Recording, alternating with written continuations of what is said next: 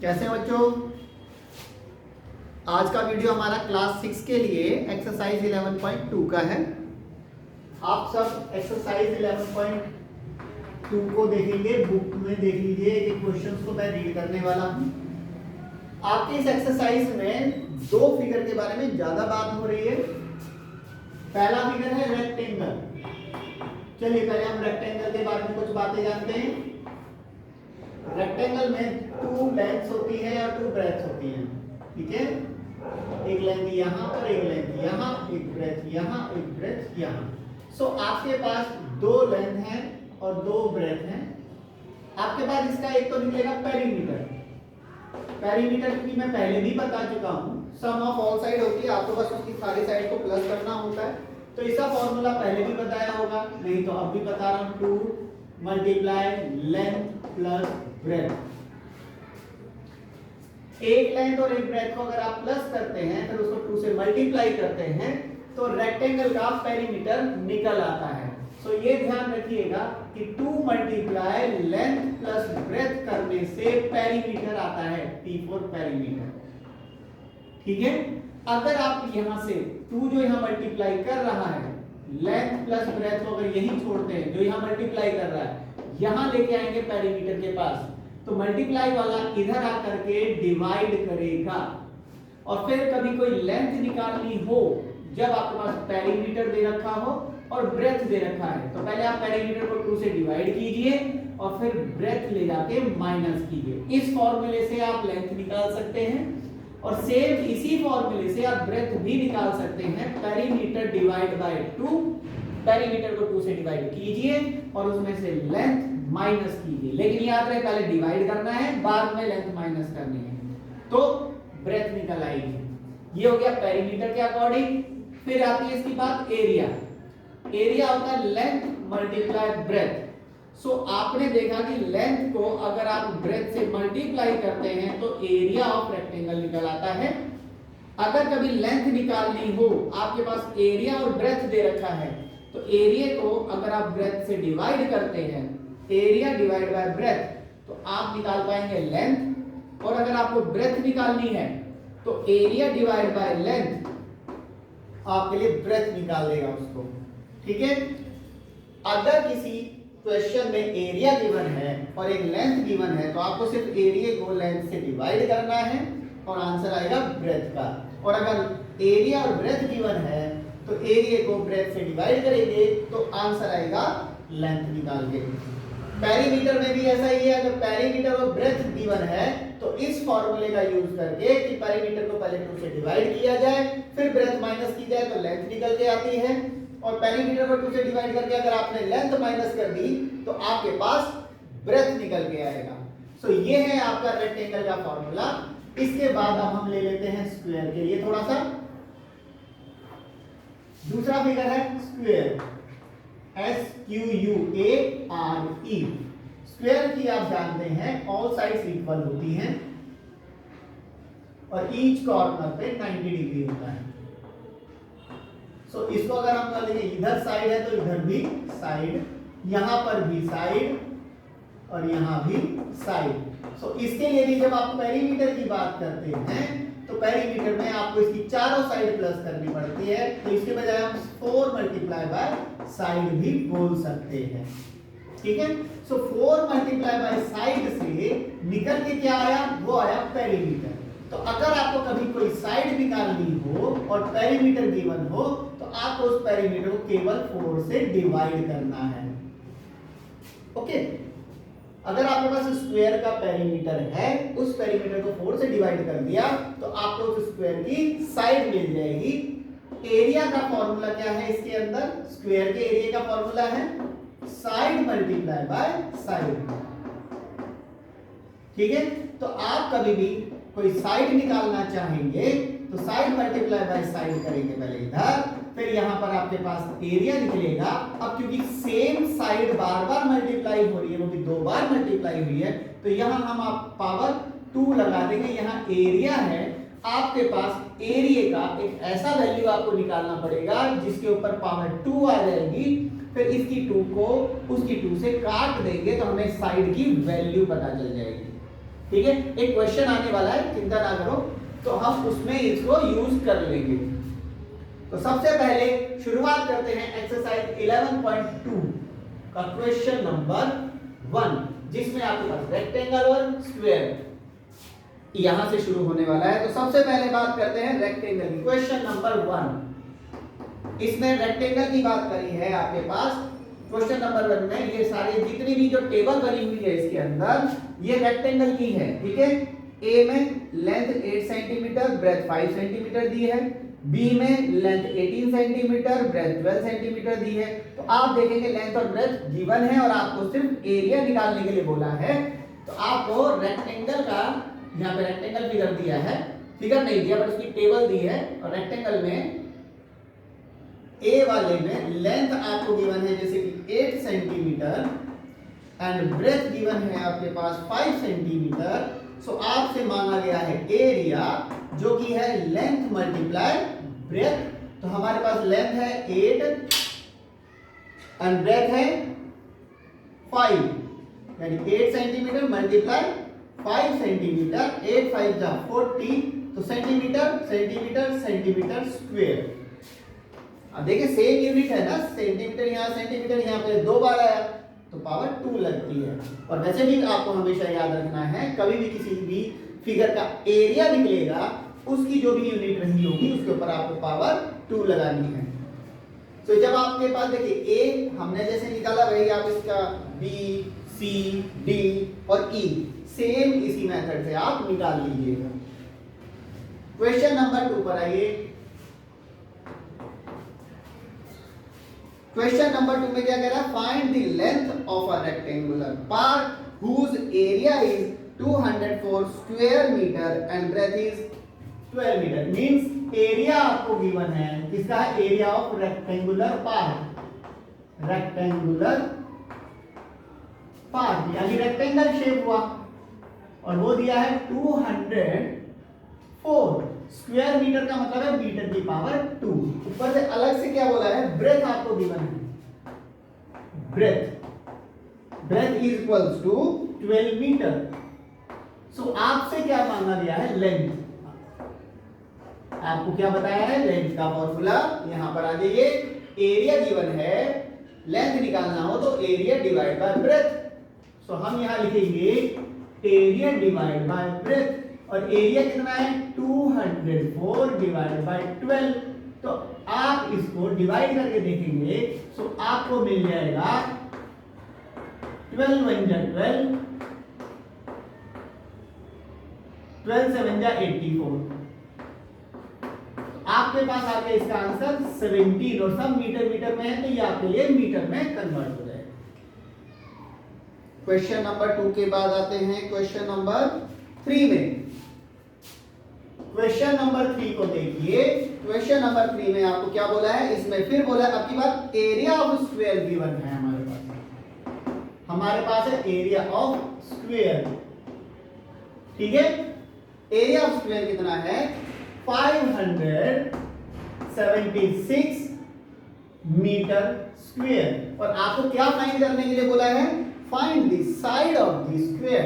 सो आपको इसकी side find करनी है और साइड फाइंड करने के लिए क्वेश्चन मार्क लगा दिया। आपके पास देखो स्क्वायर में साइड फाइंड करने के लिए एरिया दिया हो तो क्या लिखना है, साइड की power 2 is equals to area. तो हम इसको लिखेंगे साइड स्क्वायर इक्वल एरिया। ये पावर 2 है बेटा इसकी, ठीक है, ये पावर 2 है। तो साइड तो हमें मालूम ही नहीं, चलो लिख देते हैं साइड स्क्वायर, बट एरिया तो हमें दिया है ना 576 मीटर स्क्वायर। तो हम पहले क्या काम करेंगे, 576 का प्राइम फैक्टराइजेशन से खोलेंगे। देखते हैं हमसे कितना खुलता है, 2 से जाता है 2 2 जा 4, 1 चला गया 72, 8 जा 16, फिर 1 चला गया 2 8 जा 16, फिर हुआ 2 के टेबल से 144, 2 के टेबल से 72, 2 के टेबल से 36, 2 के टेबल से 18, फिर 2 के टेबल से 9 एंड 9 जाएगा 3 के टेबल से 3 पर एंड देन 3 से 1। सो आप देख रहे हैं बेटा साइड स्क्वायर के इक्वल में इन सब के लिए 1 2 3 4 5 6 टाइम तो 2 है, तो 2 multiply 2 multiply 2 multiply 2 multiply 2 6 time लिख दिया, 2 टाइम 3 है, 3 मल्टीप्लाई 3।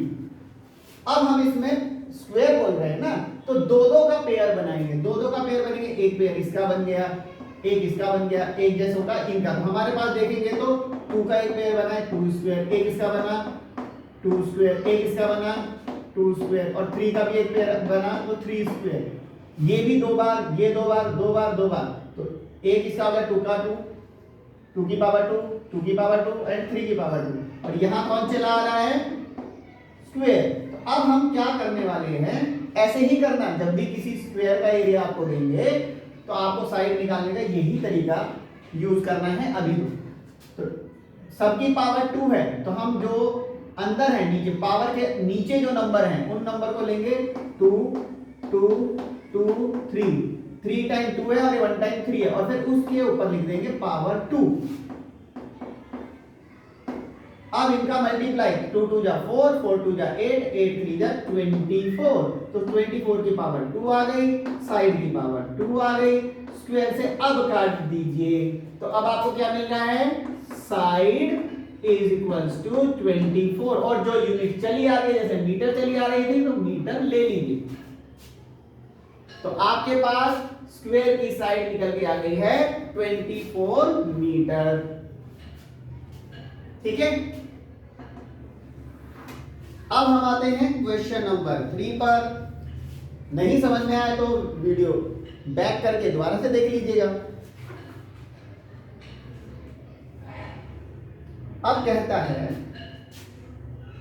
क्वेश्चन नंबर 4, पहले यहां से एक निशान लगा देते हैं।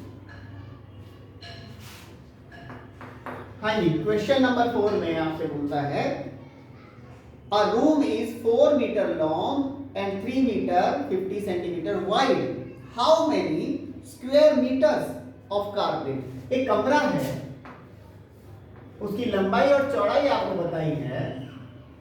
लंबाई है जैसे 4 मीटर और चौड़ाई है 3 मीटर 50 सेंटीमीटर, और कहता है इसके अंदर जो कारपेट बिछेगा, कारपेट इसमें बिछाना है, तो बताओ उसमें कितना स्क्वायर मीटर का कारपेट बिछेगा। स्क्वायर मीटर बोला उसने, कहीं पे भी सेंटीमीटर का यूज नहीं किया। इसका मतलब हमारे पास दोनों जो डायमेंशंस हैं, एक जो लेंथ बोली है और एक जो ब्रेथ बोली, दोनों ही मीटर में होनी चाहिए। सो हमारे पास लेंथ तो 4 मीटर है, बट ब्रेथ 3 मीटर और 50 सेंटीमीटर है।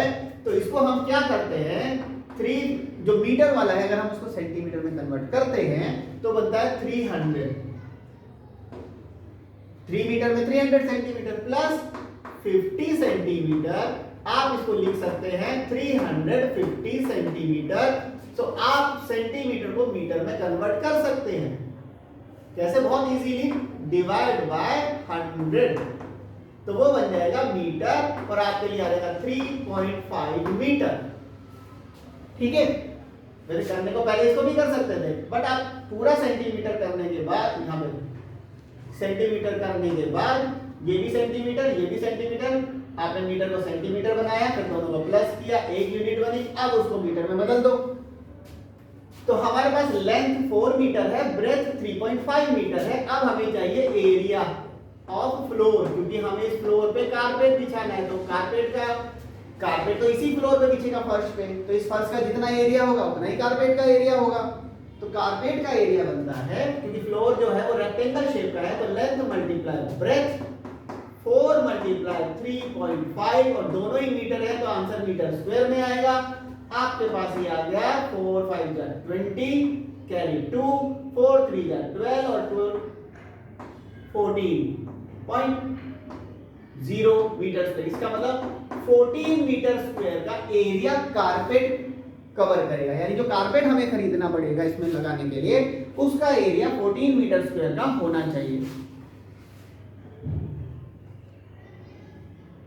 तो यहां पर नेक्स्ट है, इसके लिए लास्ट वाली लाइन एक बार हम इसी क्वेश्चन वाले को उठा लेते हैं, क्योंकि लास्ट में इसने पूछा how many square metre of carpet is needed. तो carpet 14 metre square of carpet is needed. Is needed क्या करने के लिए? To cover the floor, floor को कवर करने के लिए। Okay, then question number 5। So आप इधर आइए, क्वेश्चन नंबर 5 यहां करते हैं। क्वेश्चन नंबर 5 में आपके पास find the area of the square whose sides are, अब हमारे पास ये स्क्वायर के बारे में बात हो रही है, उसकी साइड दी हुई है, सब में ना साइड ही है। साइड जैसे कि इन्होंने 8 सेंटीमीटर दे दी। सो आपको इसका एरिया निकालना है, किसका? स्क्वायर का। तो वो आपको मालूम है साइड मल्टीप्लाई बाय साइड होती है, 8 मल्टीप्लाई बाय 8 और सेंटीमीटर तो आपको सेंटीमीटर स्क्वायर कर देना है, क्योंकि एरिया में तो मैंने बताया है कि यूनिट पे पावर 2 लगा देना है। तो कितना आ जाएगा? 8 8 64 सेंटीमीटर स्क्वायर। ए का जैसे हुआ वैसे आप इसका बी, सी और डी करेंगे। अब आते हैं क्वेश्चन नंबर 6 पर। ठीक है, क्वेश्चन नंबर 6 क्या कहता है बेटा? Find the area of the square if the length of its side is double. अगर किसी स्क्वायर के साइड को डबल कर दोगे तो उसका एक नया एरिया आएगा। आपको क्या निकालना है? Find the ratio of new area to its previous area. तो सबसे पहले let the original side of a square, एक स्क्वायर की ओरिजिनल साइड का हम एक काम करते हैं, x मान लेते हैं। ठीक है, तो अगर किसी स्क्वायर की पहले कोई स्क्वायर रहा होगा, उसकी साइड x है, तो उसका एरिया ऑफ ओरिजिनल एरिया क्या बनेगा फिर? तो ओरिजिनल एरिया बनेगा, तो स्क्वायर की एरिया का फॉर्मूला क्या है? वो तो है साइड मल्टीप्लाई बाय साइड। तो हमारे लिए और x यूनिट, जो भी यूनिट रही, अब हमें नहीं पता कोई यूनिट है, हम फिलहाल साइड को लिखेंगे x multiply x unit square. तो ये हो गया हमारा x स्क्वायर यूनिट स्क्वायर। अब स्क्वायर क्यों लगा? क्योंकि सेम x से ही मल्टीप्लाई हो रहा है। सेम यूनिट जब मल्टीप्लाई होती है तो उसके ऊपर पावर 2 लग जाती है। अब क्या कहा? न्यू साइड क्या बनेगी? देखो, ओरिजिनल साइड अगर x है तो new side is double of previous side. Previous का मतलब पुरानी वाली साइड का, पुरानी वाली साइड की डबल है नई वाली साइड।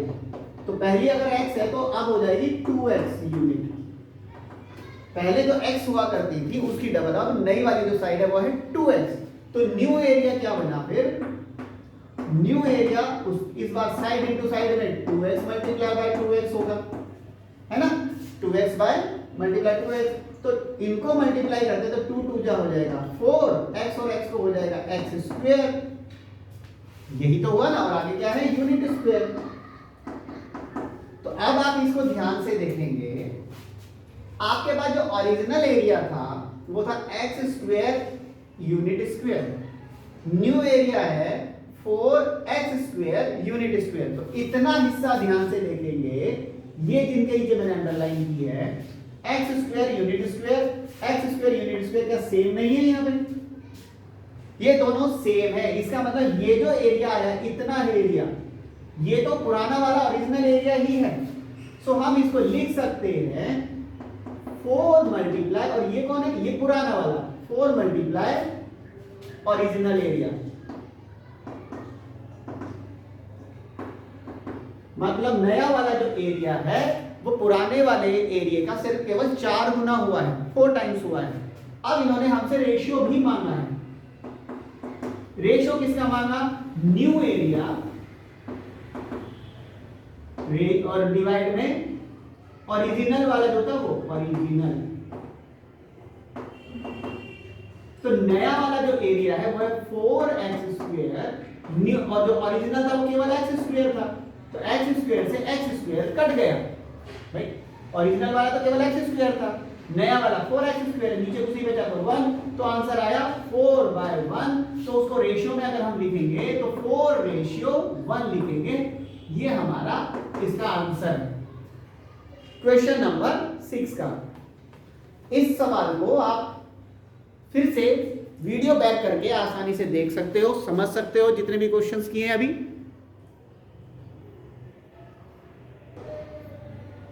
चलिए अब क्वेश्चन नंबर 7 से स्टार्ट करते हैं। बेटा वो मैंने अभी बोर्ड क्लियर कर दिया, वीडियो बैक करके बाकी पिछले क्वेश्चन देख सकते हैं, ठीक है, समझ सकते हैं उसे। अब इसमें क्वेश्चन है a rectangular field is 75 metre long and its breadth is 15 metre less than its length. Means एक फील्ड है जो 75 मीटर तो लंबा है और दूसरी जो है वो 75 में से लेंथ में से 15 कम कर दो तो आपके पास आता है 60 मीटर। तो ये 60 मीटर तो इसकी ब्रेथ आ गई, ये लेंथ है और ये ब्रेथ है। तो इस प्रकार का एक फील्ड है। आपके पास हुआ लेंथ 75 मीटर और ब्रेथ बोली है इसमें से 15 कम, यानी 75 माइनस 15 इट मीन 60 मीटर। आगे क्या कहते हैं, find the cost of fencing. पहले तो इसमें कुछ वर्ड आए हैं, एक तो फेंसिंग का वर्ड आया है एट द रेट ऑफ ₹4 पर मीटर स्क्वायर। फेंस का मतलब होता है जब हम किसी मैदान या खेत के चारों तरफ दीवार बनाते हैं, दीवार उसको फेंस कहते हैं। और दीवार कई तरह की होती है, ईंटों से भी बना देते हैं, लकड़ियों के बड़ी बड़ी डंडियां गाड़ के दीवार बना देते हैं, या फिर तार बांध देते हैं चारों तरफ, उसको भी एक तरह से फेंस करना कहते हैं। एक वर्ड तो फेंसिंग है, दूसरा वर्ड है यहाँ पे and also the cost of turfing. Turfing, ये जो टर्फ वर्ड है, ये टर्फ का मतलब होता है मैदान में घास बिछाना। घास बिछाने को टर्फिंग कहते हैं, ठीक है। बहुत सारी होती है ना आर्टिफिशियल घास आती है, आपको पता होगा मैट की तरह बिछ जाती है, तो उसको भी टर्फिंग करना कहते हैं, घास बिछाना। असली वाली भी कहीं से खोद के ला करके बिछाने को भी टर्फिंग कहते हैं। तो इसने क्या कहा कि अगर हम चारों तरफ दीवार लगाएं और 1 मीटर का खर्चा 4 रुपए का आता हो तो टोटल कितना खर्चा आएगा। अगर उसमें हम घास बिछाना चाहें तो उसमें कहा 1 मीटर स्क्वायर का खर्चा अगर 7 रुपए आता हो तो टोटल कितना आएगा। अब बात यहाँ पर है, देखो जब फेंसिंग कर रहे हैं तो आप बाउंड्री पे हैं तो वो पेरीमीटर आपको फाइंड करना पड़ेगा। घास अगर आप लगा रहे हैं, ग्रास बिछा रहे हैं तो आपको उसके अंदर का एरिया कवर करना है, तो आपको एरिया भी फाइंड करना है। सो आपके पास इसमें ये आ गई पेरीमीटर। सबसे पहले पेरीमीटर निकालिए, पेरीमीटर ऑफ फील्ड। इस फील्ड का पेरीमीटर अगर आपको निकालना है, क्योंकि ये रेक्टेंगल है तो वो गया 2 मल्टीप्लाई लेंथ प्लस ब्रेथ। सो 2 मल्टीप्लाई लेंथ आ गई 75 प्लस ब्रेथ आ गया 60, सब कुछ मीटर में है तो मीटर में 2 मल्टीप्लाई तो 135 metre is equals to 270 metre. तो ये तो हो गई बाउंड्री की लंबाई, ठीक है, टोटल बाउंड्री की लंबाई। नेक्स्ट इज अब द कॉस्ट ऑफ फेंसिंग, दीवार लगाने का ऑफ 1 मीटर स्क्वायर, 1 मीटर का नॉट स्क्वायर, 1 मीटर का जो कॉस्ट आ रहा है वो ₹4 आ रहा है। तो लेकिन हमारे लिए टोटल कॉस्ट कितनी होगी फेंसिंग की, केवल 1 मीटर को थोड़ी लगाएगा, वो तो पूरे को कवर करेगा। Total cost of fencing of 270 metre is equals to, तो जो 4 रुपए बन रहा था 1 मीटर का उसको 270 मीटर से 270 मीटर से मल्टीप्लाई करना पड़ेगा। मीटर लगाने की जरूरत नहीं, अब रुपीस में आ जाएगा। 4 0 का 0, 4 7 जा 28 कैरी 2, 4 2 जा 8 एंड 2 10। तो 1080 रुपीस का खर्चा यहाँ पर आ रहा है। एक बार देख लेते हैं हमारा 11.2 का 1080 रुपीस, बिल्कुल सही है। अगली बार क्या कहते हैं, तो हो गया दीवार बनाने का, इसका तो क्लियर हो गया। अब आप निकालेंगे area of field. Area of field, field का एरिया भी निकालिए जो कि लेंथ मल्टीप्लाई ब्रेथ होता है, और लेंथ है 75, ब्रेथ है 60, दोनों मीटर थे तो मीटर स्क्वायर में आएगा। 0 का पहले 0 लगाइए, 6 5 जा 30 कैरी 3 हो गया, 6 7 जा 42 एंड 3 45 हो गया, तो 4500 मीटर स्क्वायर आ गया। तो कॉस्ट ऑफ टर्फिंग, अब हमें यहाँ पे टर्फिंग का कॉस्ट बताना है। टर्फिंग ऑफ, या 4 में लिख दीजिए, 1 मीटर स्क्वायर का खर्चा था ₹7। तो हमारे पास जो एरिया है वो 1 मीटर स्क्वायर थोड़ी आया, 4500 आया ना। तो इसका आएगा आपका total cost of turfing, TURFING, of 4500 metre square is equals to ₹7 multiply 4500। तो अगर इससे करते हैं तो 2 0 तो 2 0 हो गए, 7 5 जा 35, कैरी 3 चला गया, 7 4 जा 28 एंड 3 31 रुपीज 31,500 ये होना चाहिए। एक बार और इसको क्लियर कर लेते हैं, ये भी सही है। सो हमारा क्वेश्चन 7 कंप्लीट हो गया। फिर से इस वीडियो को दोबारा से देख लेना, इस क्वेश्चन को फिर से समझ लेना, जब तक समझ में ना आए 2-3 बार आप इसको रिपीट कर लीजिए, बात समझ में आ जाएगी। उसके बाद आता है आपका क्वेश्चन नंबर 8।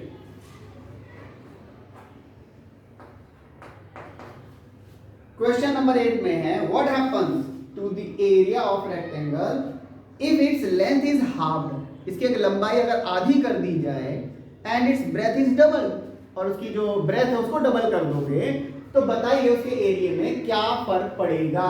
तो पहले तो हम एक काम करते हैं, लेट द ओरिजिनल लेंथ हमने पहले मान ली ऑफ अ रेक्टेंगल।